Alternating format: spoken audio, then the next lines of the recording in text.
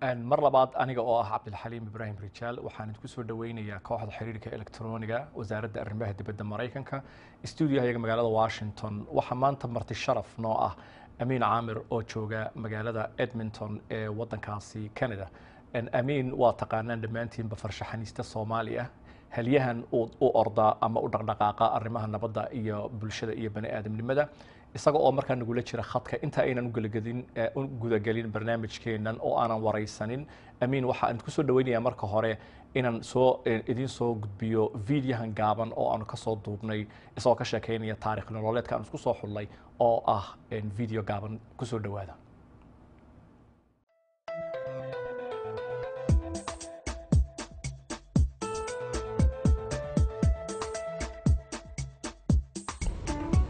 sawirkan waxaan bilaabay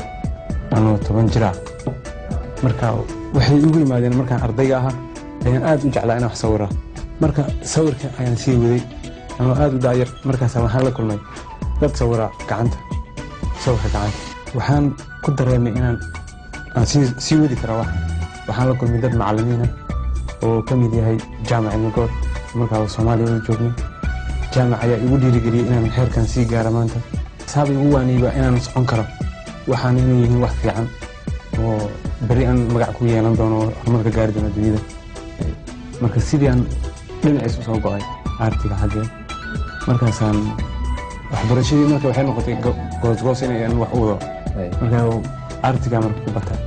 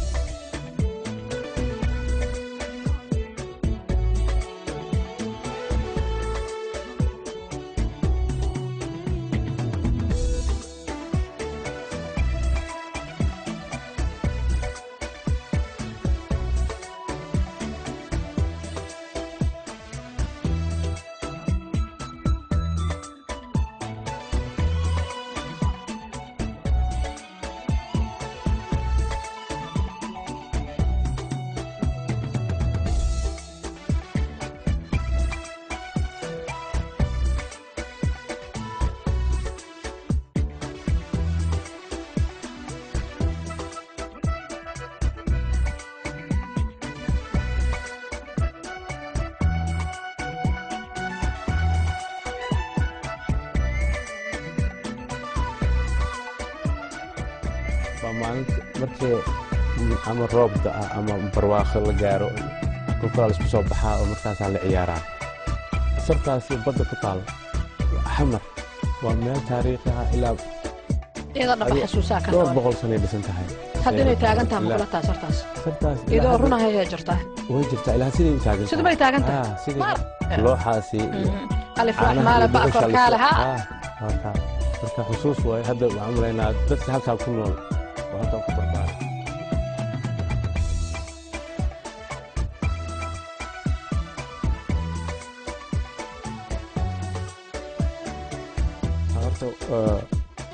laba wiil horta aan dhalay ay joogto iyo laba gabdhood labada wiil arintan ku dhex jiraan labada wiil baa ku jiraan way ku jiraan labadooda way ku tartamaan sidii hadda aniga walaalkay waxa jirta saas u tartami jirnay mid Saciid Caamir reeyado oo isla wax sawira iska jooji hadda laakiin inuu ku soo noqdaan rajeynayna aan soo celino labada wiil sidii waay hala hadda Caamirka sida aan ku socday ku socdaa oo macnaha sidoo u diyaarinayo sidoo fikradaha uu sameeyay wartaada ma santahay su'aashaasi way fiican tahay waxa aan mar walba ku riyoon jiray inaan artigan heer fiican ka gaaro oo Soomaali wax ugu taro oo magac weyn ku yeesho aabbahay marka igu dadaali jiray gacan igu siin jiray oo dhigi jiray waxa gaaraysaa meel fiican marka uu gacan u siin jiray oo igu dadaali jiray inaan heerka maanta joogo inaan gaaro marka waxaan isla waayay aabbahaygii iyo heerka aan maanta ila rabay asaga inaan isku helo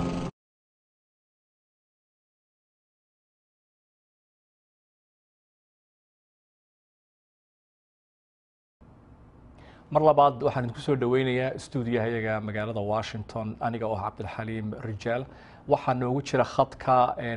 internetka Amiin Caamir Amiin waan ku soo dhaweynayaa subax bay adiga ku tahay anaga waa 12 duhurnimo daafaha adduunkana waa la inaga dhageysanaya waxaan kugu mahad celinayaa mar labaad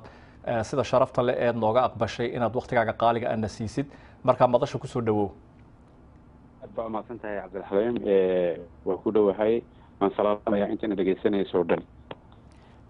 Amiin dhowr qof baa inoo soo galay hadda dad fara badanna way isku soo daba xigeen waxaa jira iyaguna aanu filaynaa inay hadda waqti u noo soo galaan safaaradda iyadaanu ku leenahay magaalada Nairobi ee xarunta waddanka Kenya oo aanu filaynaa inay dhalinyaro badan lagu soo casuumay halkaasi oo hadda ay 7 habeenimo tahay taana waxa iska lama hadda dadka shaqaalaha ka shaqeeya safaaradda qaybta Soomaaliya ee u qaabilsan safaaradda Mareykanka su'aasha ugu horeysa waxay kaaga timi Cabdullaahi Jaamac oo wax ka barta waddanka Turkiga oo Turkiga degan labada su'aalood uu ku weydiinaya wuxuu yiri Amiin isagoo mahadsan biographigiisa ama waxqabadkiisa shaqo si yar kooban ha noogu sheego su'aasha labaadna waxa weeyaan muxuu filayaa uu saadaalinayaa sidee u noqon kartaa siyaasadda Soomaaliya halka ay marayso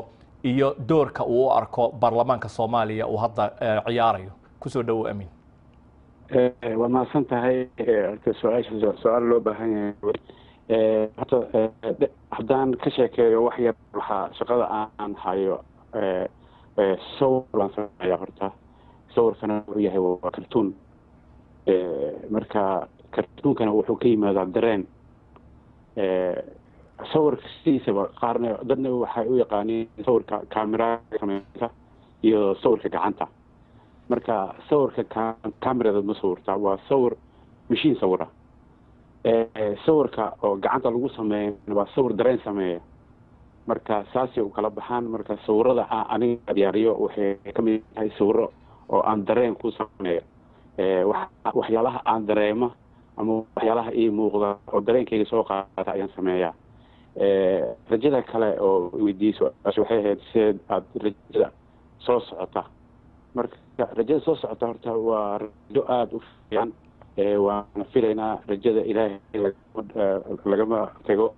marka aniga waxay ila tahay nabadii hadda inay dhowdahay haddii oo cadaaladda la xoojiyo way soo dhawaanaysaa aad bay usoo dhawaanaysaa laakiin intii cadaaladda oo laga tagayo macnaha way sii fogaanaysaa marka waxaan ku boorinayaa dadka maamulka noo wada baarlamaanka iyo dowladda iyo kulligood markaa la isku geeyo in cadaaladda xoogga la saaro sababtoo cadaalad haddiina jirin nolol ma jirayso marka ayaga waxay raadiyeen xal waxaa ka horeeya xaqa ka horeeyo marka waa in xaqa horta la helaa kadibna xal wuu iska imaan doonaa waad mahadsantahay Amiin waxaan filayaa magaalada aad ku nooshahay Edmonton ee waddanka Canada isagoo ay iska kaftan tahay waxaan u malaynayaa dee sanadkan qabooyo badan baa inagu dhacay marka weli wax barafi meesha ma idin yaalaan dadkii dee joogay Afrika ama dowladahaasi ay Soomaalidu ku nooshahay bariga Afrika cadceed ay moogtay iyagu ku nool yihiin laakiin inagu inteena North America iyo Europe joognay inta badan dadku waxay ka cabtaan qabowga moogtay marka su'aashaasi weli wax baraf meesha badayaan mise waxa idin bilaabmay xilligii kuleylka hadda waxaan ku jirnaa xilligii kuleylka barafkii uu nagu soo horeeya waana nagu dambeeya waa runtaa sidaa sheegtay hadda waxaan ku jirnaa waqti aad u kulul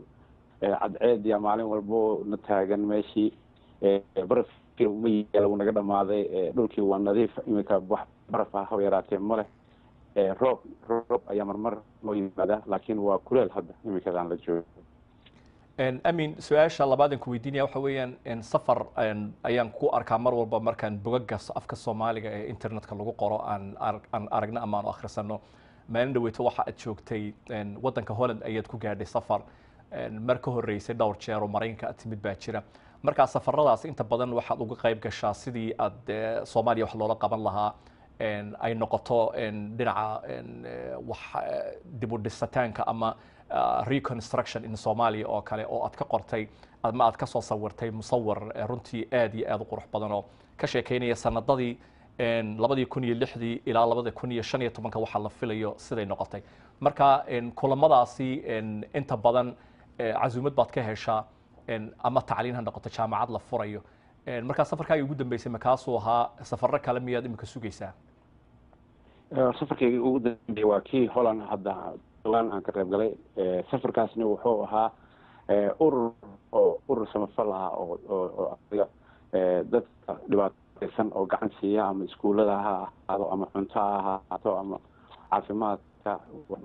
haweenka dhibaatada haysta oo caawina ayaan ururkaasi ayuu 15 jirkiisii ayaan ka qayb galay sanad guurisay ahayd marka sidaas la cazumay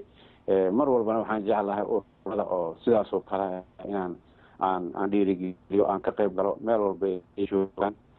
sababta waxa tahay waa urur shacbiga u daneeya oo dadka dhibaataysan oo wax u bara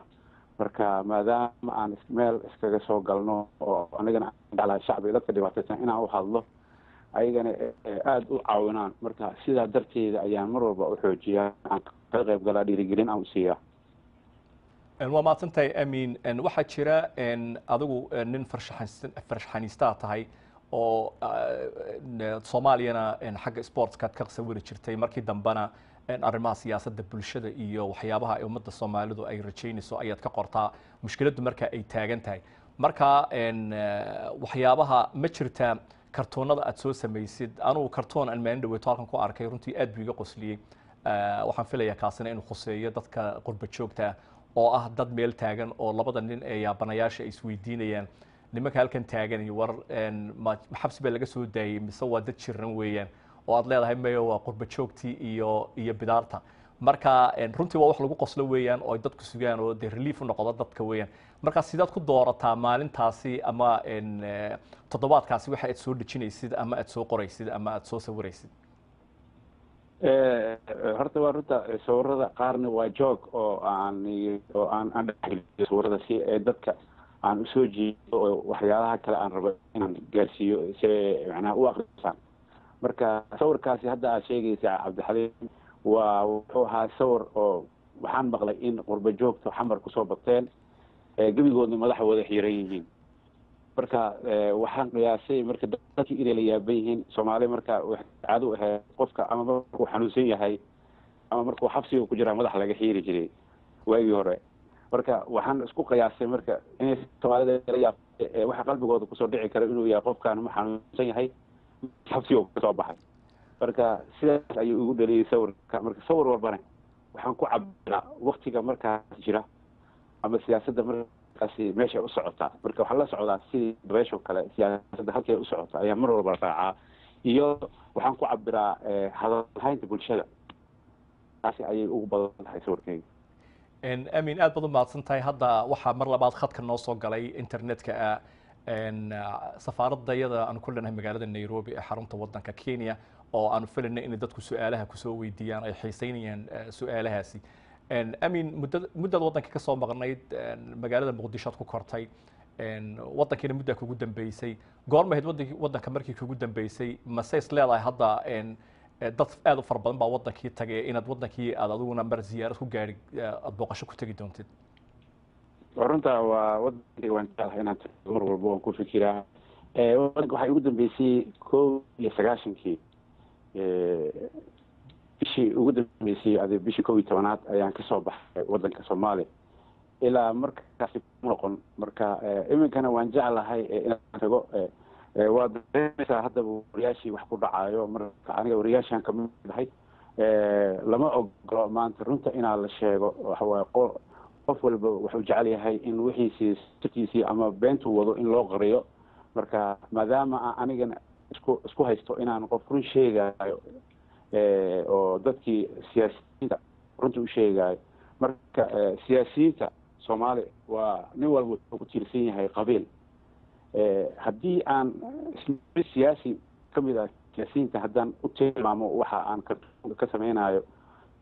reerkiisii waxay u arkaan ama qabiilkiisii waxay u arkaan inaan aniga qabiilkaasi aan necbanahay marka taasi ayaan u tegi lahaa ilaa inta sababtoo ah weli waxaa jiro waxyaalo badan oo qabiilka ku xoog badan ilaa hadda aan weli dadkii inay fahmin waxaan sheegayno ama wariyaasha waxay sheegayaan inay tahay wax lagu saxayo ilaa markii dadkii ogaadaan inaan wax anaka noodana inaan wadno markaas ayaan tegi doonaa hadduu al yiraahdo. su-aasha kale kaaga timi cabdallah jaamaca waxa weeyaan muxuu amiin ku doortay sawiradda ama kartoonka uu ka qoro xagga siyaasadda ugu leexday marka loo qiyaaso ama la barbar dhigo dadka artistayaasha kale ee Soomaaliyeed? waa horta cabdallah mahadsan yahay, waa loo baahnaa su-aashaasi. waxaan u doortay waxaan wax usoo bartay aniga waddankeygii, weligeena waxaan ahaa artist ahaa. artistkana waxaa kala baxaa laba qaybood, qayb waa artiga caadiga ah iyo qaybna kartuunka. marka aniga waxaan kartuunka soo qaatay waagii horena waan samayn jiray waagii aan Soomaaliya ee nabadda ahayd. waxaan ka qori jiray sportiga, kolkolna waxaan samayn jiray dhinaca siyaasadda. iminka waxaan usoo batay, waa runtiisii kartuunkaan u batay. waxaan ku doortay kartuunka inaan sameeyo. waxaan raadinaya wax lagu sixi karo, maadaama qoraal lasoo saaray, gabayo lasoo saaray, oo heeso loo soo saaray, oo filimo loo soo saaray Soomaaliya. anigana inaan qaybteedii ka qaato kartuunka si aan dadka u fahamsiiyo waxaan inay frame wadaan oo wax lagu sixi karo ayaan aaminsanahay. marka inkastoo Soomaalida kartuunka markii horeba si kale u arki jireen, laakiin waan baray in markii kartuunka uu yahay wax oo dadka loo tilmaami karaa ama wax lagu toosin karaa ama fariin lagu gudbin karaa sidii gabayada oo kale. taas ayaan u doortay inaan waddanka maadaama maanta dhiban yahay, dhinac walbana u baahan yahay in wax laga saxo. taasaa igu qasabtay marka. waad mahadsantahay amiin. waxaa kaloon filaynaa inay dadku su-aalahooda si daba jooga ay noo soo weydiiyaan. mar labaad waxaan u mahad celinaynaa amiin caamir oo maanta sharaf noo tahay inuu nagula jiro barta internetka. amiin, markii aad Soomaaliya joogtay waxaad adeegsan jirtay warbaahinta sida joornaalada lagu soo dejiyo ama qaarkood ay soo baxaan maalintii ama toddobaadkii. haddase waxa wax walba si fiican u sahlay in sida internetka oo kale iyo teknolojiyadan aynu maanta ku sheekaysanayno, dad fara badan oo Soomaaliyeedna ay nagala jireen daafaha adduunka, oo qof walba isagoo meel jooga maanta ay sahal noqotay inay dadku wada sheekaystaan oo ay isweydaarsadaan wixii ra'yi ah oo dhan. teknolojiyadan imika aad baad u isticmaashay oo dee website-kaagu runtii waa kuwa ugu caansan ee dadku galaan. waxaa jira warbaahinta bulshada sida Facebooka. marka xagga Twitterka isaga laftiisu hadda inkastoo qurba joogto aad u isticmaasho oo aan filayo inay dad fara badan jecel yihiin inaad kaa lafteeda yeelatid, taa maxaad ka qabtaa mustaqbalka inaad soo kordhisid amiin? way fiican tahay. horta maanta horumarka adduunku gaaray waa teknolojiga. waagii hore markaan ka shaqayn jirnay joornaalada waxay ahayd sawir oo waktigaasi dhacay kama gaarsiin kartid inaad dadka u gudbiso. waxaa la sugaysaa joornaalka wuxuu soo bixi doonaa 2 cisho kadib. sawirkii xiisihiisa uu dhacay, waktigiisna uu dhaafay. marka iminka wuxuu nagu sahlay waxaa teknolojigan wixii maanta dhaca ayaa isla saacada kadib aad ka helaysaa website-yada, ama kartuunkii aad u baahato inaad maanta dadka gaarsiiso isla saacadii gaarsiin kartaa wadankii oo dhan ama adduunka oo dhan, meel walba qof Soomaali joogo. marka taasi u kala duwan yihiin. mid kale Facebook-yada hadda soo baxay, Facebook-yadana waxaa la isku dhaafsadaa waxyaalaha jiro. aniga hadda for example Facebook-keygii oo amiin caamir page-ka ra'yiga la yiraahdaa, markaan rabo feedback inaan helo ama dadka see u arkaan sawirka ayaan Facebook soo dhex dhigaa oo aan dadka aan akhristaa waxay ka sheegaan sawirkaasi. qaar baa si kale u arka oo igu dhiirigeliya, qaar baa xumaan u arka oo igu soo caaya. marka ayadana waa faa'iido. macnaha intaa waxaad dareemaysaa aragtida dadka. marka isla daqiiqadii ayaa intaasoo kun inay fiirsatay oo sawirkii daawatay oo ra'yigoodii ka dhiibtaa dareemaysaa. marka runtii waxaan u arkaa teknolojiga cusub inuu horumar adduunka uu kusoo biiri yahay. marka xataa waxaa dhici kartaba goor dhow inay istaagaan wargeysadii warqadaha kusoo bixi jiray oo lagu daawici jiray inay joogsadaan, sababtoo ah nin walba warkiiba wuxuu helay xalay oo helay joornaalkii saaka soo baxay. maxaad ka eegaysaaba wixii dhan xalayaaba wada heshay wixii akhbaar oo adduunka ka dhacay. marka teknolojiga horumar weyn uu sameeyey aad iyo aad. waad mahadsantahay amiin. waa runtaa weeyaan, teknolojiyadu runtii door weyn bay ka ciyaartay. waxaad moodaa hadda inay saxaafadii qornayd ee lagu qori jiray joornaaladu imika xitaa dowladaha galbeedka inay kusoo yaraanayso. su-aal baa kaaga timi safaaradda maraykanka ee nairobi oo ah amiir intaad ka qabtaa rajada aad ka qabtid soomaaliya inay siyaasaddu iyo meesha ay marayso inay dib usoo noolaato soomaaliya inteed rajo ka qabtaa sideed se u aragtaa hadda siyaasadda soomaaliya halka ay marayso ayay su-aashaasi tahay nairobi nooga timid hadda horta aad iyo aad aan ugu rajo fiicanahay inay hadda ay dhadhowdahay waxaan dareemayaa inay hadda dadkii oo dhan aad oo macnaha u dhibaatay soo arkeen nin walba wuxuu qabay xumaan uu qabay wuxuu macnaha ka hormariyay nabadda inuu nabadda la raadiyo marka rajadu aad ay u fiican tahay dawladda hadda jirta waxaan ka rajaynaynaa inay Soomaaliya dib u heshiisiin u samayso oo Soomaalida maanta weeba ayagaaba hadda u soo jeeda nabadii marka fursadii ugu fiican maanta maraynaa oo waqtigii loo baahnaa wax walbana waqtigiisii u imaana horta runtii ilaahana horta haayo nabadda ilaahana ka rajaynaynaa inuu noo soo dedejiyo nabadda waqtiga ugu fiicnaa waa maanta oo dadkii oo dhan u soo jeeda marka jaaniskan waxay ku xiran tahay dawladdeennii hadda cusub haddii ay ka shaqayso ka faa'iidaysto jaaniskan waxaa laga yaabaa inay nabaddii si degdeg ah u timaada marka aad ugu rajo fiicanahay inay nabadda noo imaanayso 4 sano gudaheeda aad baad u mahadsan tahay amiin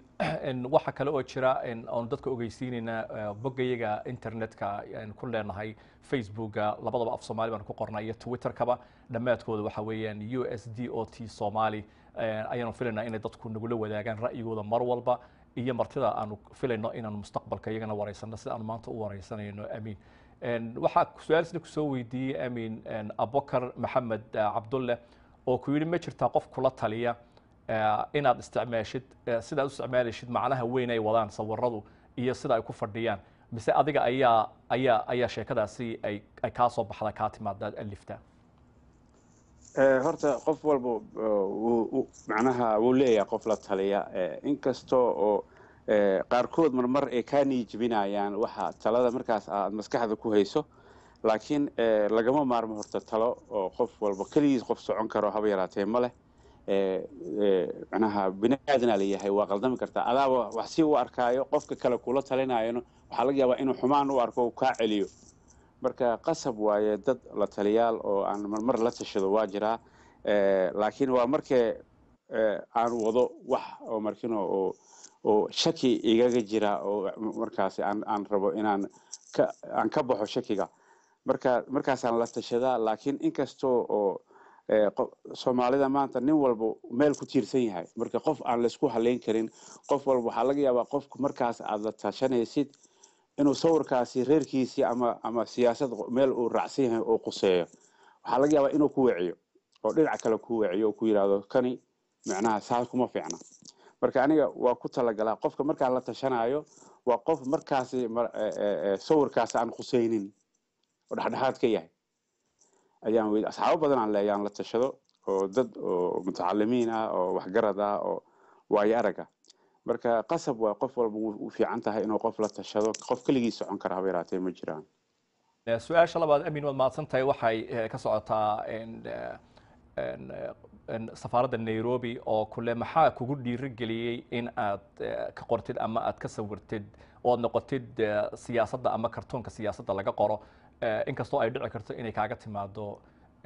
khatar noloshaada khatar gelinaysa aan kuu raaciyo su-aasha labaad oo ah cabdullaahi jaamac oo ku weydiiyey amiin caamir muxuu uga sawiri waayey uu kusoo dari waayey sawiradiisa waqooyiga Soomaaliya sida sool iyo togdheer oo kale kama aragno wax musawira ama ka sheekaynaya xaaladaha halka ka taagan mar walba warunta horta tii su-aashii hore maxaa tiri maxay ahayd tii bilowga su-aashu waxay maxaa kugu dhiirigeliyey inaad sawirada siyaasadda xagga siyaasadda aad gashid inkastoo ay kaaga iman karto wax khatar gelinaya ama mashaakil kaaga iman kara waa runta horta waxa horta qofka bini aadanka maalin loo dhimanaa markii waqtigaaga markuu dhamaado waa dhimanaysaa marka waxa aad macnaha maanta waxa ninka oo frontiga jooga oo u dagaalamaya wadanka hadduu yiraahdo aniga haddaan dhimanayo maxay geynayo marka wadankii wax hagaagayo ma leh waa inaan iskugu tagnaa nin walba kaalintiisa ka qaataa aan laga fikirin hebel hebelaa u dhintay iyo ama waa ku dhimanaysaa sababtoo waddankaasa wax usoo baranay waddankeenni marka waa inaan difaacnaa oo nin walbo ama qalin ha ahaado ama qori ahaado ama maskax ama gabay wax walbo waddankaas ku difaaci kara inaan ku difaacnaa marka anigana waxaa igu dhiirigeliyey waxa waaye shalay waddankii canshuurtiisii aan wax ku soo bartay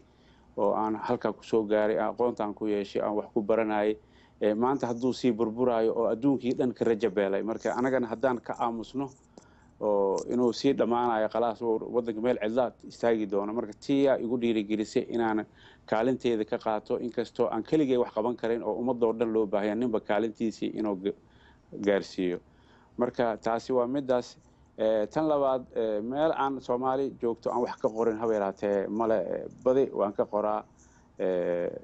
sawirada oo aan sameeyo marka waxaa ku wada marmar dareenkaa ku wado waxaa dhici karto adoo xagga kuu muuqda wax ka weyn halka meel kale ka dhici kara marka wixii aad wadatay inuu kaa bedelmo oo nooc dhinacan kale aad raacdo marka aniga soomaaliya goboladeeda dhan ma ay kala saarno waa isku kemid meel walba wax ka dhacaan waxaa jirta xataa soomaalida inkastoo aan weli aan fahamsanayn kartuunka oona weli aan u beslaan hadda xoogaa aan soo dhadhownahay boqolkiiba 70 ay fahmeen soddon ay noo harsan yihiin marka waxaan dareemaya xataa iimaylada halkaas iga yimaada haddaan kuu sheego gobolada badi waxaa arkaysaa waa kala fahmaa ani markaan dhinaca ama waqooyi aan sawir ka sameeya subaxdii emailkeygii markaan furo ayaa meesha assalaamu calaykumta waxaan arkaa nacla aabbaha ku yaala ka bilaabanayso marka meelo qaarkood waxaa ku kala gartaa meelba sidee siyaasadda markaas u socota meel waa leesoo habaaraa marmar habaar badan ayaan helaa meelna waxaan arkaa dhiirigelin badan maalin waxaan helaa duco aad u fara badan oo soomaalidoo dhan iga timaada marka subax walba waxaa la kulmaa emailo cajiib ah oo aan markin oo ummadda kale aan markaa u sheega xataa ee la yaabaan marka waa wixiina waxay u baahan tahay adkaysi waa run howl waxaan ku jiraa oo culus oo khatar ah handadaad badan hadda waagii oo 2006 wixii ka bilaabo waagii maxaakiimta ilaa imikadan dhow waxaan arki jiray xataa maalin maxkamada lee saaro aan email lee soo diray inaan maxkamad saaranahay aan ku xukumanahay in lee gowracayo xataa xabad leegu dilaynin waxaan arkaa emailo oo leeyahay meeshaad degan tahay waan naqaanaa adresskaasaad degan tahay meeshaasaad degan tahay meeshaana kugu dilaynaa la yidhaahdaa ma nii jabo sababtaa ilaaha aaminsanahay maalintaan dhimanayo oo maalintii ilaahay ii qoraan dhimanaa oo waqtigaasi saacad leeguma daraayo wixii leegu soo sababa ayaan ku dhimanayaa oo ama gaari ahaado ama xabad ahaato ama waxay doono ahaato maalintii ilaahay wuxuu ilaahay qoray siday noqotay ku dhammaanaysaa sheekada marka ilaaha aaminsanahay waana u bareeray inaan markino oo kaalinteeda ka qaato dhanka Soomaaliya waad mahadsantahay amiin laba su'aalood oo isku xiga oo safaaradda iyada Nairobi ka socda ayaa jira su'aasha hore waa mid muhiim ah weeyaan waxay ka hadlaysaa xag jirnimada iyo dhalinyarta la adeegsanayo marka su'aasha lagu soo weydiiyay waxa weeyaan maxaad aragtaa wixii la qaban kari lahaa ama istiraatiijiyada aad filaysid in la qaadan karo oo wax u taraysa dhalinyarada si looga soo siibo oo looga soo saaro xag jirnimada su'aashaasi waa taa dhalinyarada khusaysa iyo in badan waad ka qortay kooxda xag jirka ee al-shabaab iyo dhacdooyinka waddanka ay ka wadaan su-aashaas waa ta hore talabaadna waxa weeyaan maxaa kugu kalifay inaad noqoto farshaxanka Soomaaliyeed oo soo bandhiga sawirro farshaxanimo adigoo ka hadlaya dhacdooyinka iyo siyaasadda Soomaaliya halka ay marayso waad mahadsantahay amiin horta dhalinyaradaas waxaa looga hortegi karaa aad baa u mahadsantahay Cabdixaliim dhalinyaradaas oo wax tagayo dhinaca kale oo xumaanta nabadiidka marka waxaan u arkaa aniga inay dadkan macnaa qaarkood waxay u galeen aniga qaar aan aqaano oo xaggaa ka mid ah ayaa xataa raadiyey sababtay u galeen iyo wixii dhan marka waxaan badi helaa in wax ay tabanayaan ama cadaalad darro qaar waxaa jiro oo la leeyahay waxaad tihiin adres qaar waxaa la leeyahay waxaad tihiin looma ooye iyo dad dadba waxaa lagu sheegaa qaar la xaqiray oo dhibaato iyo qaar waxaa jiro iyagoo aan ahaynba in dowladda ciidamada dowladda ay soo qabato oo ay tiraaho waxaa tahay hebel dadkaasaa ka tirsan tahay shabaab baa tahay in la yidhaahdo soona ahayn in lasoo jirgaraaco ama dhibaata lagu soo sameeyo muddo la haysto kadib markuu soo baxo ciil dartii u taga xagga marka waxaa keena waxa waye dowladdii haddii shaqooyin abuurto oo cadaaladii xoogga saarto waxaa imaan doono inay waxaas ciyaalkaasi xagga dhinaca maray inay ka waantoobayaan oo dhankan kale usoo wareegi doonaan sababta qof dhibaato jecel ama qof inuu isdilo naftiisi jecel haba yaraatee adduunka kuma jiro marka wayna og yihiin dhalinyarada qaar waa iska jiraan oo maskaxda laga bedelay oo si kale wax loo fahamsiiyey oo waxyaalo ama sida la sheega ama sixir ha ahaado ama aqliga laga xaday ama qof aan weli aan diinta baranin oo si kale diinta loogu fasiray dadkaana way jiraan oo xaggaa ku biiray marka waxayna haddii inta badan halkaas soo raacaan ayagana waa imaan doonaan marka dowladdii ku xiran tahay in cadaalad iyo shaqooyin ay u abuurto waddanka si loogu gudbo waxaa taasa keeni karta in waxaa laga gudbo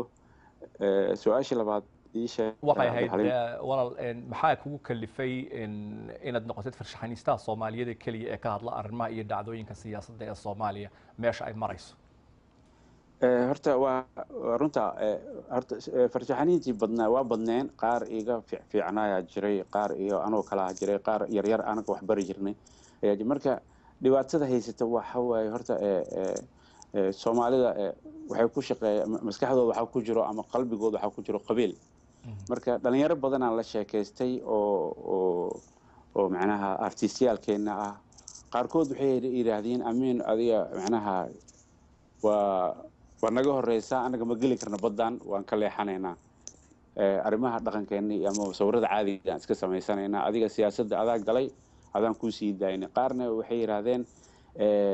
annaga haddaan reer hebel nahay haddaan dhexdhexaad noqdo xataa cid iga aaminaysaa jirin sababtoo ah qabiilkaas isnacab ayaan ka dhashay marka mar walba haddaan qabiil ka mid ah haddaan sawir ka sameeyo ama nin siyaasi oo qoladaas ka mid ah haddaan sawir ka sameeyo lagama aaminayo waxaa lee qaadanaa in qoladaas iska soo horjeedno marka adiga maadaama dadka cadcad aad tahay banaadiriga waxaa sidii dhexdhexaada ayuu dadkii ku arkaan waa sawirkaagana inaad qabiil aad ka nacbaneenna waa og yihiin marka Soomaali maanta qabiil isku lahaysay idinka dadka islaayay kuma jirtiin barnaamijka ayaa ka taagantaa sidaas ayaa ku caawinta qaarkood saas ay yiraahdeen qaarna waxa ugu hareen waddan gudihiisa ay joogaan ma hadli karaan haddii oo sawirkiisii ama magaciisa lagu arko ama sawirkiisa la soo fahmo subaxdii gurigiisa loogu imaan ama waa la dilaa ama waa la kaxaysanaa marka noocyadaas kala baxeen inta badan qaarna haddii heli lahaayeen inay wadamada nabadda ku helayaan haddii imaan lahaayeen waxaan filayaa inay hooshii wadi lahaayeen marka waxaan rajaynayaa ilaahay inuu meeshooda ku nabad yeelo wixii markiino oo dibadda joogana inay waddankooda dhinac ka difaacaan oo xataa sawirada paintinga xataa waa lagu difaaci karaa adoo ka sheegaya dhibaatada Soomaali haysata su-aasha waxaan malaynayaa waxa soo raacaysa su-aal jawaabtaad ka jawaabtay oo safaaradda iyada Nairobi ka timi oo ah ma laga yaabo amiin inuu ku noqdo waddankii hooyo si uu kaalintiisa uga qaato meesha si nabad waarta loo helo waa jeclahay inaan tago waana dhowdahay waqtigaan tegi lahaa inkastoo hadda weli aan macnaa xorriyadda hadalkan jirin marka waxaan anaga wadnana waa hadal marka haddaad gudaha tagtid runta ma sheegi kartid subaxdii sababtoo subax walbo dadkii kula joogo oo aad runta ka sheegaysay marka qofka runta sheegi kara waa marka hadda wadamada aan joogno waa wadan aad u horumaray xorriyadda hadalkaa jiro waa qofka waa waddankiya sharcigiisa sareeya kan ugu waddanka u talaya sharciga mar walba ka sareeya macnaha ma dhaafi karo xuduudkaasi oo isaga awoodiisa ay tahay marka waddankeena waxaa jira kan madaxweynaha oo xafiiska macnaha u shaqeeya xafiiska jooga oo ama warqadaha aruuriya xataa wuxuu sheeganayaa baawarka madaxweynaha haddaad adoo waxaan u malaynayaa internetka ayaa xogaa inaga yara go'ay uu soo noqday amiin ku soo dhawaad amiin marka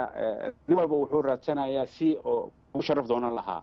adoo wax runta sheegaya ayaa mid aan shaqo ku lahayn waxa sheegaysid iyo wuxuu iska iibinayaa marka ninka mas'uulka ah oo markaas wax u tilmaamaysa wuxuu rabaa ama inuu ku xiro ama inuu ku dilo si aad ninkaas u maqlo yiraahdo ninkaas waa ihilay marka wili anaga uma bislin marka boqolkiiba waxaan ku yiri boqolkiiba 70 ayaa fahamsan maanta marka 30kaasi markay noo buuxsamaan oo ku darsamaan boqolkiiba boqol aan helno in dadka waxaan ay fahamsan yihiin inay wax macquul yihiin oo aan ka hadli karno markaas ayaan wadan ku noqon doonaa oo dadkii oo ila fahmaayo waxa in waa maasantahay amiin mar labaad waxa jira su'aal kale oo kaaga timi dhalinyarta jooga safaaradda magaalada Nairobi ma kula tahay sidee bay kula tahay inuu kartoonkan la sawirayo uu bedeli karo ama uu door ka ciyaari karo inuu dhalinyarta bedelo inkastoo ay dhalinyarta Soomaaliyeed intooda badan ku nool yihiin meelo ka fog magaalooyinka waaweyn oo aanay jirin wax ay fursad u helaan internetka marka sideeba taasi aad u arktaa horta waa runta dadka waxaanaha Soomaalidu waxa waaye Soomaalidu waa dad aad macnaha oo macnaha dareema waxyaalaha xun hadii laba mar aad qofka aad tiraaho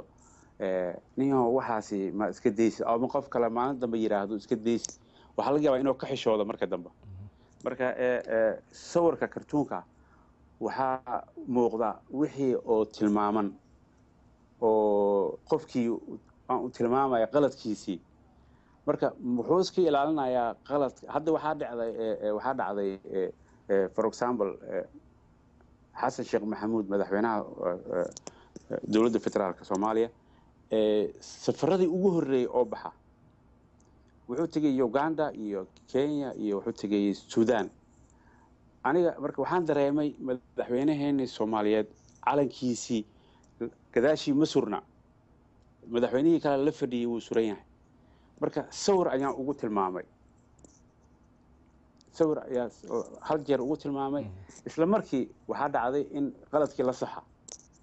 marka waxaan dareemayaa in saas loo fahmaayo macnaha inta badan sababta madaxweynaha aniga marka waxaan ilaalinayaa sharafteena ilaalinayo ma aha xumaan aan madaxweynaha ku xumaynayo sharaftii marka aan sameeynayaa sawirkii oo si canaan ah ama si kala wax oo markan labadii oday yaabaniyaashu ka sheekeysanayo sababta maxay u dhacday marka sidaas ayaa qaladkan ku saxnaa isla markiina waxa dhacday intii ka dambeysay sawirkaas wixii ka dambeeyay in la saxay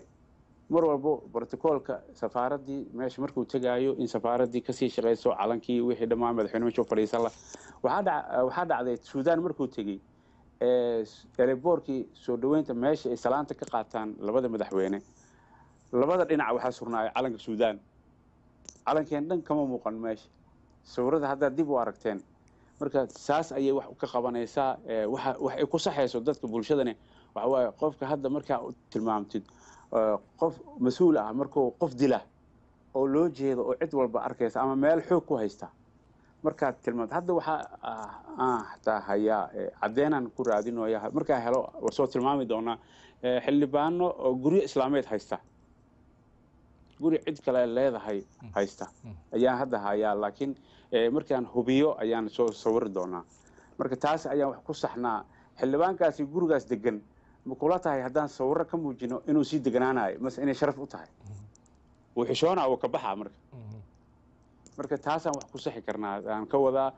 sawirkayga qaybtaas u qaataa marka waad maasantahay amiin waa runtaa weeyaan waa sawiro iyo dee fikradii la gudbinayo weeyaan waxa lagu waa qof qoraal gudbinayo oo kale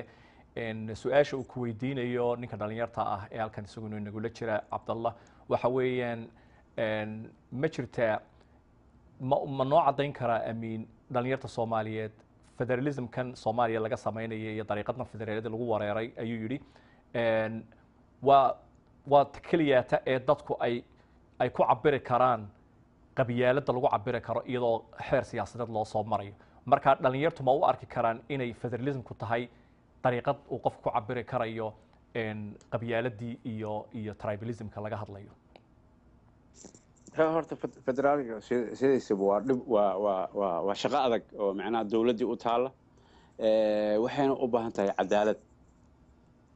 in qabyaalada laga tago hadda waxaa noo muuqda waagii 60meeyadii wixii ka horeeyay soomaali goboladeeda waa gobollo wuxuu ahaa kooban ilaa 8 gobol sayla tahay ma xasuusto marka 8 gobol ayaa la badiyay oo qabiil loo kala gooyay marka haddii federal la sameeyo waxay noqonaysaa qabiil walba inuu gobol samaysta laakiin waxay ila tahay waxay ku hagaagi kartaa in la soo koobo sidii lixdameeyadii on laga dhigo oo gobollo qaarkood la isku daro sidii loo mideeyo qabiilo badan oo hal meel hal gobol wada degan qabiilo kale laakiin hal qabiil haddii gobol kaliya hadda for example waxaa jira dad badan oo gobolladooda oo nin kale gobol kale u dhashay mas-uul loogu dhigay taasi cadaalad ma noqonayso marka federaalka waxay u baahan tahay in waqti dheer oo markiinoo dhibaato badan dowladda ka hor imaan karta jidad oo qodax badan loo mara laakiin haddii isku hagaagto waxay noqon doonaa gobollada ee tartamaan waddankan ku dhisma horumar weynna la gaara laakiin waxay ka horeeyo dhib aad u badan oo macnaha qabiil walba markii gobol loo magacaabo qabyaaladii wili wadnaa macnaha wili waxaan ku dhex jirnaa wili kama gudbin qabyaaladii marka waa in la soo koobaa gobolladii oo laga dhigaa gobollo isku jirjira qabiilo badan oo saasay ku imaan kartaa marka federaalka waa ku hagaagi kartaa waad mahadsan tahay amiin su-aasha labaad ee inooga timi safaaradda nairobi waxa weeyaan adiga oo ah qof cartoon iska qora xagga siyaasadda ma jirtaa aaliyad kale ama usluub kale ood isticmaali kartid si aad u gudbisid messageka aad wadid si aad u gaadhsiisid dadka degan meelaha miyiga oo kale ee aanay weli idaacadda iyo internetka iyo wasiiladahan dee dadku ku wada hadlaan ee ay ku wada xiriiraan aanay jirin waa adag tahay taa u gaarsiiyo sababtoo ah midda ugu fudud oo hadda aan ku gaarsii karno waa tani internetka website-yada wax kale oo aan macnaha samayn karno macnaha cajalad oo filman haddaa u dirno xataa macnaha waxaaba computerkaaba ka sahlan meeshii ay film ku daawan lahaayeen marka waa adag tahay wax kale aan ku gudbin karno aan internetka ahayn waad mahadsan tahay waxaa kaloo jira su-aal iyaduna safaaradda nairobi nooga timi oo ah markaad shaqada aad samaysid ama kartoonka aad samaysid dib ma u eegtaa oo inuu gaadhsiiyey iyo inuu gutay messagekii amaba fariintii aad ugu talagashay inuu gudbiyo see taasi aad u miisaanta aad u ogaataa inuu taa gaadhsiiyey talabaadna waxa weeyaan ma u malaynaysaa in su-aashaa mar hore baad ka hadashay inay cadaaladdu soomaaliya dib ugu soo laaban doonto oo dad fara badan dhulkii ay lahaayeen dib ugu noqon doonaan wixii ka bilaabmay 1991kii dadkii guryahoodii aad ka hadashay horta macnaha sawirkan sameeyey inuu bulshada dhan wada gaaray horta waxaan qiyaasaa website-ka inta qofood ay ka daabatay ayaan horta waan arkaa subaxdii markaan geliyo habeenkii markaan geliyo subaxdii aan soo tooso waxaan arkaa intaasoo 100,000 qof inay daawatay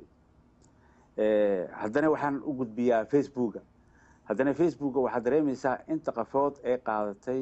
share ku samaysay iyo inta daawatay iyo inta ka hadashay ayaa arkaysaaba meesha waa wax iska cad weeye marka taasaan horta ku ogaadaa inay bulshada wada gaartay midda labaad waxaa ay jiray maxay ahayd muxuu ahaa su-aashii labaad su-aasha labaad waxay ahayd cadaaladdu ma u malaynaysaa inay maalmaha ka mid a soo laaban doonto si ay dadkii guryahoodii iyo dadkii dhulka ku lahaa ay ugu laabtaan dhulkoodii wixii ka horreeyey ama ka dambeeyey 1991kii horta waa rajaynaynaa inay soo laabato sababta shalay iyo maanta xataa isku mid maaha maanta soomaaliya waxaa arkaysaa in xoogaa sidii hore laga soo gudbay xanuunkii badnaa oo qabyaaladda iyo isku heelintii waxaa xataa xoogaa in laga soo gudbay marka waxay ku xiran tahay cadaaladda waxay ku xiran tahay dowladda inay cadaaladda in la kormariyo oo dadkii oo dhan iyo madaxdii cadaaladda ay ka hoos maraan laakiin waxaa arkaysaa qof baa cadaaladdii asaa ka koreeyo marka wixii sharciga dhigayay ayuu xataa khilaafi karaa oo leeyahay ma dhaceyso nin wax dilay qof dilay ayaa waxaa arkaysaa xeerka u yaallo dastuurka ama haddii diinta islaamka la eego waxaa arkaysaa qof oo lagu xukumay $120 inuu magti bixiyo maxkamaddaa ku xukumayso 6 bilood oo xarag ah marka xeerkaasi wixii nin walba wuxuu isticmaalaa meeshuu joogo siduu asaga doono marka waan ka gudbaynaa hadduu alla yidhaahdo waxaana baranaynaa in markiina oo sharciga aan si fiican u xoojino sababta waa nolosheenni haddii aan cadaalad jirin nolol ma jiraysaba sideedaba marka Soomaaliya way sii fahmaysaa maanta waxay fahmaysaa in cadaaladii wax ka fiican jirin marka waa rajada way fiican tahay waa run weeyaan cadaalad la'aan aad bay u adag tahay dadku inay noolaadaan su-aasha labaad Nairobi inooga timi ayaa waxay tahay ma kula tahay soo bixitaanka kooxda al-shabaab markii ay meesha ay xooga ku qaateen inay iyadu ahayd wixii sababay in laga hadlo arintan qadiyadan 4.5 ka ah ama qabiiladii kale ee yaryaraa oo kale ay ku waayaan xuquuqdoodii ma kula tahay taasi inay sabab u ahayd waayo dhowr jeer baad ka soo qortay qoladaasi al-shabaab oo mar ay diideen interventionkii ama soo gelitaankii dadkii Soomaaliya xu qabanayay cuntada keenayay waxyaabo fara badan oo ay kooxdaasi xaq jirkii ay ku kaceen ma kula tahay in iyadu sabab u ahayd heerka la soo gaaray ee maanta lagu kala qaybsamay 4.5 oo kale wax lagu qaybsaday ee la dulmay qabiiladii kale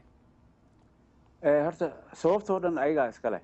wadanka inuu askar kale noo timaado ayaga iska leh in Amisonka in Kenyaanka soo galo wadanka ayaga sababta iska leh waxa hadii warlord hadii waxaan lahay warlord ciidan looma keenaynin anaga haysanay Soomaali ila haysatay marka waxaan kuwaan argagixisada ayaa horta u soo baa in ciidan barnaamijka noo yimaada in Kismaayo oo markiinoo qabiil walba isku qabsada in wadankii oo dib u dhaca ilaa intaas sano soo gaara wadanku wuxuu dhamaan lahay sheekadeedu waxay dhamaan lahayd 2006 dhamaan lahayd Soomaaliya waxay noqon lahayd nabad ilaa intaan sababta dhan ayaga iska leh wax walba wadanka dhaca ayaga horta mas'uulka ah wax hadda oo sharci ay hadda dadkii ku raacaan aan la yaabanahay wadaan ayaga xataa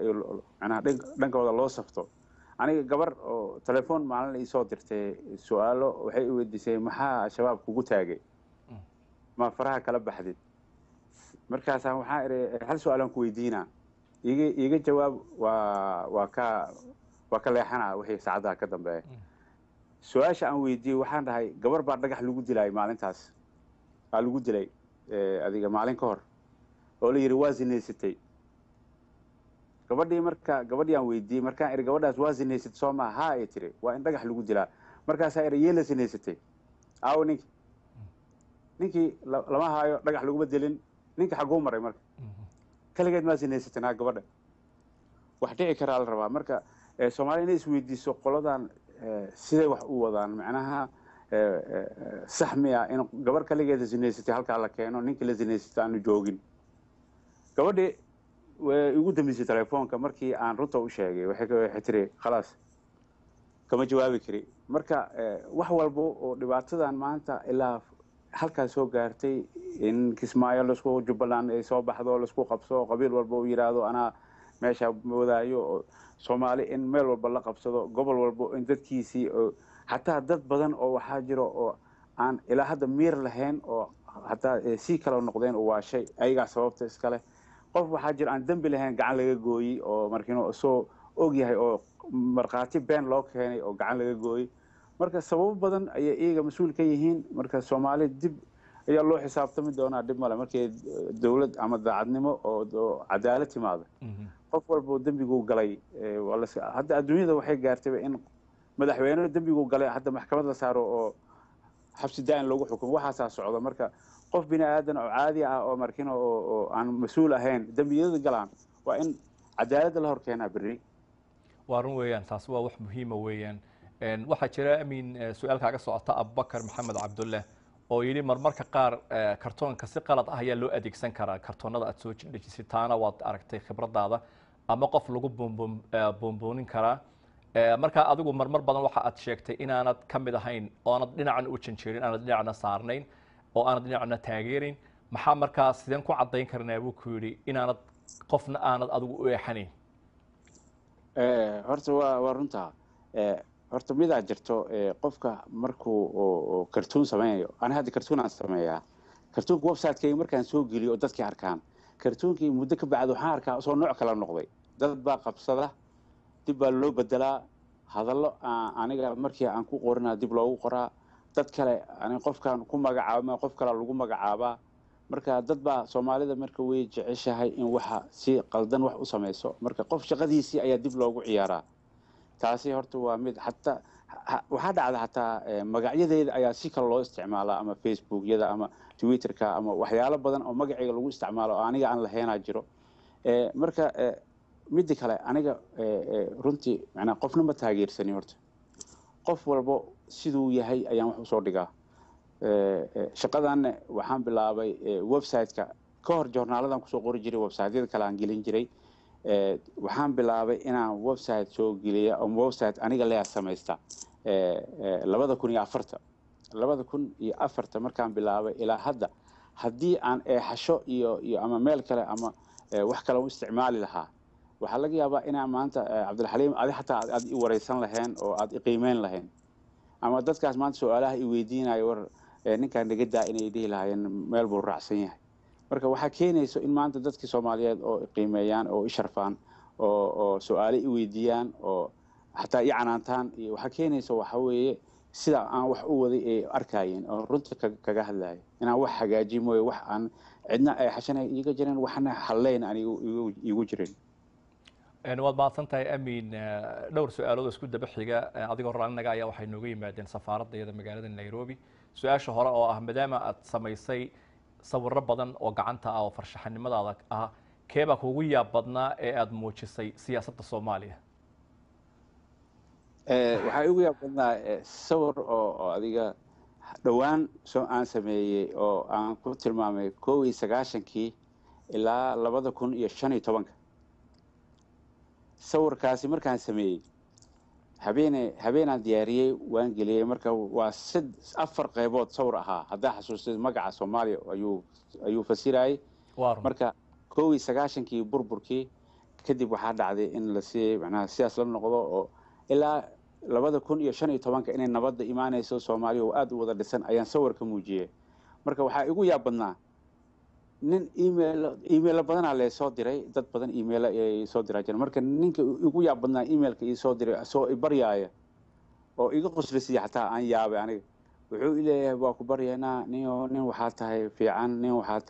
oo muslim ah u naxariiso 15 way noogu dheer tahay marka 14 meelaha noogu dhig aniga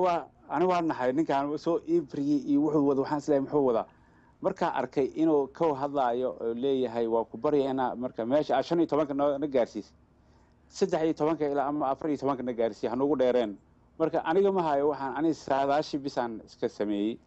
saadaashi ayaa halkaasi i gaarsiisay aan dhahay ilaa qiyaas macnaha 15 waa noo dhamaanaysaa ilaa macnaha si nabadda lagu helo way adag tahay laakiin sidii dhibaato wax loo sameeyo burbur loo sameeyo way sahlan tahay marka waxaan noo dheeray si nabad nadiif ah lagu gaaro ilaa waqtigaas waad mahadsantahay waxaan filayaana in kartoonka aad ka hadlaysay amiin halkan aan ku hayaa waxa weeyaan waan soo dejinay waxa la yiraahdaa reconstruction in Soomaaliya dadkuna way ka daawan karaan shaashada waa lagu soo dejin karaa oo halkan ay ku qoran tahay reconstruction in Soomaaliya waxa kale oo jira iyaduna su'aal nooga timi safaaradda magaalada Nairobi oo ah waxaad ka hadashaa xagga arrimaha siyaasadda inta badan laakiin ma jirtaa inaad farshaxanimadaada ku muuqisid hiddaha iyo dhaqanka Soomaaliyeed mise waxaad u janjeedhaa un kaliya dhinaca siyaasadda maya hiddaha iyo dhaqanka badi sameeyaa kartuunka markii aan u fadhiisto siyaasadda laba qaybood waa shaqadeedii waxaan sameeyaa shaqada hiddaha iyo dhaqanka oo sawirada dhaqankeennii oo macnaha ka soo bilow baadiyaha ilaa magaalo wax walba waa diyaariyaa marka waxaan kaga qayb galaa kaasi exhibitionada ama bandhigyada oo wadanka aan deganahay oo ah multicultural ah oo dhaqamo badan isku yimaada marka mar walba dhaqankeena inuu ka maqnaado meesha ayaan u geeyaa waxaan inaan ka maqnaanin oo dhaqankeenii oo ka muuqdo meesha marka mar walba waa ku faanaa dhaqankeenii waxaan diyaariyaa mar walba oo aan guriga joogo waxaan ka diyaariyaa gabdhaheena labiskoodii arooskii marka baadiyaha la isku guursan jiray xoolaheennii marka waxyaalo badan waxaa jira dhulkeennii aan ku faano oo dhulkeennii oo geedaha iyo cagaarka iyo geedo oo leh oo aan Afrika xataa qaarkood aan lahayn xoolaheena aan xoolaha Afrika aan kamid ahayn xayawaankeena sidaas oo kale marka waan ku faanaa dhaqankeennii mar walbana waxaan sameeyaa waxyaalaha dhaqanka ayaan ugu jecel oo ku raaxaystaa markaan sameynayo inkastoo sawirada oo siyaasadda markaan sameynayo ay dhibayso macnaha xagga eedeynta batay marka Soomaali macnaha qaar baa ku farxayo maalin qaar baa ku soo caynayo maalin dambe kuwii shalay ku caynay ayaa haddana ku amaanayo marka Soomaali waxa waaye waxaan in siyaasad inay tahay ma fahamsan waxay u haystaan qolo marka waxa dhibkana haysto waa taas waa Soomaali marka waxa ku badan hadda waxa ku sheegay Cabdulxaliim labada oday yaabanayaasha oo kartuunkiga ku jira dad waa isoo weydiiyay xataa qabiilkoodii ya marka Soomaali waxa waaye aad ayay qabiilka ugu fogaadeen marka haddii aan qabiilka hoos aan ugu soo degno waxa laga yaabaa inay soo noqoto isjaceelkii walaaltinimadii waa runtaasi amiin waad ku mahadsan tahay halkan waxaa aan kaaga sida iyaguna fariin ah safaaradda dhalinyarta jooga ay ku leeyihiin oo ah iyadu mid ay kugula talinayaan inaad inta badan aad ka qortid tacliinta iyo dib u heshiisiinta education iyo reconciliationka waxa loo yaqaano oo aad xoogaa aanad waqtiga aanad siinin fara badan xagga siyaasadda oo keliya taasina waa dhalinyartaas kusoo iyaguna intaa kugu soo kordhinaya waxaa jira Cabdullaahi Jaamac wuxuu ku yiri dad fara badan baa qalad u isticmaala kartoonkaaga oo xitaa bedela oo qalad ay khaas u leeyihiin ku sameeya sida website soo qaatay oo la yiraahdo puntland.com marka maxaad ka qabtaa maxaad aad sameynaysaa si aad u joojisid dadkaasi isticmaalaya shaqadaadii horta runtii waxa waaye asigay ceeb ku tahay sababtoo ah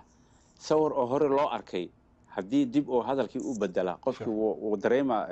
sidii aad hees aad taqaanid haddii midhihii laga bedela maskaxdaada isla markii way dareemaysaa macnaha maskaxdu waa wax sawir qaata macnaha waa camera waa maskaxdii ama record waa wax duuba marka asigay qalad ku tahay asigaa ka daali doono sababtoo ah wax dadkii dhan wada ogyihiin ayuu dib u bedelay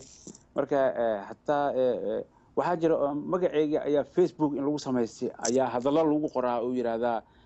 waxyaalo saas hadalkaas hadal aniga sawiraan ku hadlaa macnaha qoraal kuma soo qoro website-keygii ama ogeysiis yar inaan ku soo qoro laakiin wax qoraal ah oo dadkii aan wax u sheegayo ama kaga hadlaa ama kaga doodayo haba yaraatee ma jirto haddaan hadlaayo sawir ayaan ku soo hadlaa oo sawir ayaan ku soo dejiyaa bis marka dad baa samaystay oo dad xataa ku aflagaadiyaa maqlay marka aniga waxaan u sheegayaa ummadda Soomaaliyeed oo aad iyo jecel marka inay ka raali noqdaan waxaasi anigana ma ihi marka apologize ayaan siinayaa oo leeyahay dad kale ayaa waxaas ka shaqeynaya oo xumaan oo aniga igu wadaan inay sameeyaan ayay rabaan marka ama damage inay gaarsiiyaan sumcadeedii marka waxaan leeyahay inay fahmaan ummadda waxaas inaan aniga aan shaqo ku lahayn waad mahadsantahay amiin waqtigu runtii aad iyo aad ayuu xiiso badnaa mabaanan dareeminba su-aashii ugu dambeysay oo isku xidhan baan kuu soo gudbinaynaa su-aasha hore waxa weeyaan Cabdullaahi Maxamed wuxuu ku yidhi ma jirtaa wax caqabad kugu noqday oo ku niyad jabiyey intii aad ku guda jirtay farshaxanimada oo aad uga tagi lahayd baba farshaxanimada su-aasha labaadna waa Nairobi oo waxay ku leeyihiin ma doorataa dad gaar ah oo aad fursad aad saartid xoogaaga amaba mawduucaad ka hadlaysid si aad isbedel Soomaaliya aad uga kicisid sida group gooniya ma jira oo aad focus saartid marka aad wax ka sawiraysid oo kale si aad isbedel weyn aad Soomaaliya uga dhalisid oo kale runta horta wax oo iga hor yimid su'aasha hore haddaan ka jawaabo wax oo aan u dayn lahaa shaqadeedii oo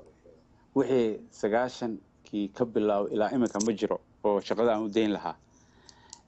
waagii waddanka la joogay markaan yaraa ayaa mar baan niyad jab xoog leh igu dhacay oo laakiin aan aabbahay iga dhiirigeliyey oo yidhi waad gaaraysaa niyaddii kaa jabin shaqadaada ha dhumin hobbigaaga ayuu kaa dhumin marka waa gaaraysaa taasi waxyaalo badan oo iga hor yimidaa jiray oo laygu xaqiray macnaha qabiil ahaan taasi macnaha mar dambaan ka sheekeyn doonaa taasay ahayd laakiin wixii ka dambeeyey 90kii labada macnaha 1990 wixii ka dambeeyey wax iga hor yimid niyad jab ay ma jiro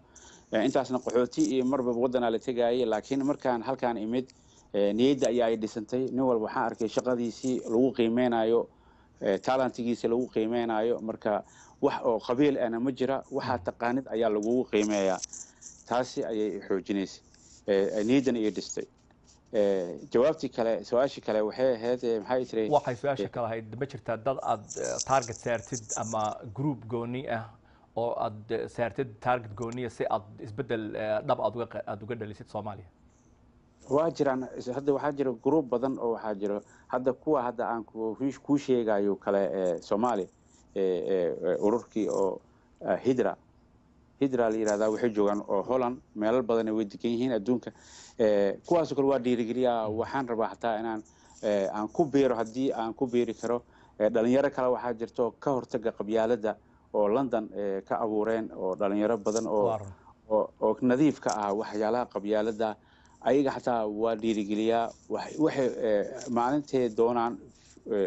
xafladahooda xataa waan ka qayb galaa oo markay wax soo diyaariyaan xataa waa ku dhiirigeliyaa website-keygii si ay group badan u noqono oo looga hortago waxyaalaha dhibaatada u keenay waddanka sida qabyaaladda marka waan jeclahay qolooyinkaasi xataa hadday imaqlaayaan qolo kale xataa inay u baahan yihiin dhiirigelin inaan gacan siin doono oo aan ka mid noqdo waa ballan qaadaa intaa waad ku mahadsan tahay amiin aad iyo aad baan kugu mahad celinaynaa saacaddii runtii waxay ku dhaqaaqday si degdeg badan waxaan mar labaad kugu mahad celinaynaa sida sharafta leh eed nooga aqbashay inaad waqtigaaga qaaliga aana siisid adigoo jooga gurigaaga Edmonton waxaanu salaan khaasa ku salaamaynaa adiga iyo xaaskaaga iyo caruurtaada iyo inta badan aad ka sheekaysid inankaaga Caamir oo aanu filayno isagu inuu noqdo farshaxanistaha mustaqbalka ka qaadaya ee aad u dhiibaysid farshaxanimadaada aad baad u mahadsan tahay kelmadii ugu dambeeyay baan ku siinaya waa mahadsan tahay Cabdulxaliim horta aad iyo aad adi iyo inta kula joogto oo stuudiyaha kula fadhido inta gacanta ka siisay hawshan horta aad baa u mahadsan tahay midda labaad insha Allah Soomaaliya oo nabada Cabdulxaliim iyo inta su'aalaha i weydiihaysay iyo intii dambe u dhageysanaysay waxaan rajaynayaa in su'aalaha dambe ee Soomaaliya anagoo joogno aan isweydiin doono ama anagoo bararka fadhino oo kafee cabayno isweydiin doono waddankiyo nabada rajadeeni waa waddankiyo nabada insha Allah aad iyo aad baad u mahadsantihiin dadka nagula jira waxaanu idinkaga tagaynaa sidaa iyo kulanti dambe iyo qof dambe oo aan waraysan doono barnaamijkeega anigoo Cabdulxaliim Ibrahim Rijaal waxaan mar labaad idinkaga tagayaa sidaa iyo nabadgelyo. This program has been brought to you by Kinex.